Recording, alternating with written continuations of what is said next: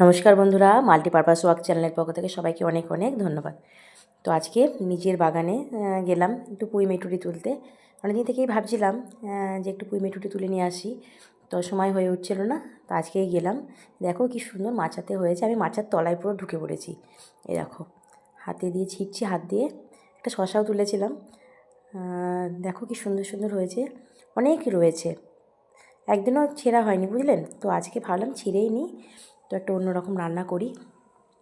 তো চলে এলাম, তো নিয়েই যাই ঘরে, তারপরে রান্নাটা আপনাদের দেখাবো। তো তার আগে বলি বন্ধুরা, যদি ভিডিওটা ভালো লাগে এবং যারা নতুন রয়েছেন তারা অবশ্যই একটু সাবস্ক্রাইব করবেন এবং লাইক কমেন্ট করে পাশে থাকবেন।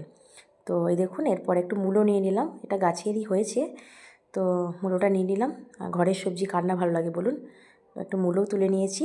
এবার চলুন রান্নাঘরে কী আমি একটু সজনে সর্ষে ফুল, মূলো, বেগুন আর আলু একটু কেটে নিয়েছি। পুঁই মেটুলিগুলো এরকম ছোটো ছোটো করে কেটে নিয়েছি। সর্ষে ফুলটা অপশনাল, আপনারা দিতেও পারেন নাও দিতে পারেন, আমার ঘরে ছিল তাই দিলাম। একটু বড়ি নিয়েছি, আদা, কাঁচা লঙ্কা, এই দিয়ে রান্না হয়ে যাবে। তো একটু আদাটা বেটে নিই, আমি শিলে মশলা করতে পছন্দ করি বন্ধুরা, আপনারা মিক্সিতেও করে নিতে পারেন। আমি আদাটা বেটে নিলাম আর কাঁচা লঙ্কাটা ছিঁড়ে দিয়ে দেবো। দেখুন কড়া গরম হয়ে গেছে, তো তেলের মধ্যে আগে বড়িগুলো দিয়ে একটু ভেজে নিই। বড়ি দিলে নিরামিষ রান্না খেতে খুব ভালো হয়। বড়িগুলো তুলে নিলাম। তো এবারে ওই তেলেতেই তেজপাতা, গোটা গরম মশলা, পাঁচফোড়ন আর শুকনো লঙ্কা দিয়ে দিলাম। এবারে ডুমো ডুমো করে একটু আলু কেটে রেখেছিলাম, পোস্ত যেরকম আলু কাটি সেরকম কাটলেই হবে, ছোটো ছোটো করে। তো আলুটা দিয়ে দিই, একটু আলুটা ভাজা ভাজা মতো হবে, তারপরে সব সবজিগুলো দেবো। এবারে বেগুন, ছোটো ছোটো করে কেটে রাখা মূলো, এই সবজিগুলো দেবো। পুঁই মেটুরিটা আমি এখন দেবো না বন্ধুরা। আর কাঁচা লঙ্কাটাও দিয়ে দিলাম। তো এগুলোকে ভালো করে ঢাকা দিয়ে উল্টে পাল্টে ভেজে নিই। ভাজাটা ভালো হলে রান্নাটা খেতে সুস্বাদু হবে।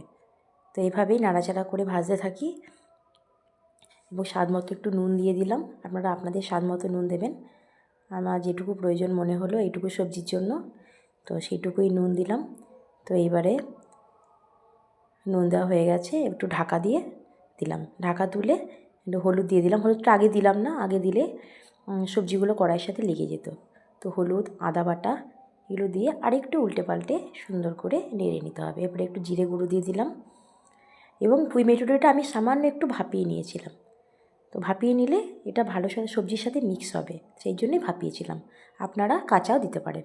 আর বড়িটাও নিয়ে নিলাম। এবারে খুব সুন্দর করে মিক্স করে সামান্য একটু জল দিয়ে ঢাকা দিলাম। তো এইরকম অবস্থা যখন হবে, সব সেদ্ধ হয়ে যাবে, মাখো মাখো হবে, ধনে পাতা ছড়িয়ে দিলাম। এবার ধনে পাতা এবং সামান্য স্বাদ মতো চিনি একটু দিয়ে নাড়াচাড়া করে গরম গরম সার্ভ করুন পুঁই মেটুলি রান্না। কেমন লাগলো অবশ্যই জানাবেন, আর সাবস্ক্রাইব করে পাশে থাকবেন।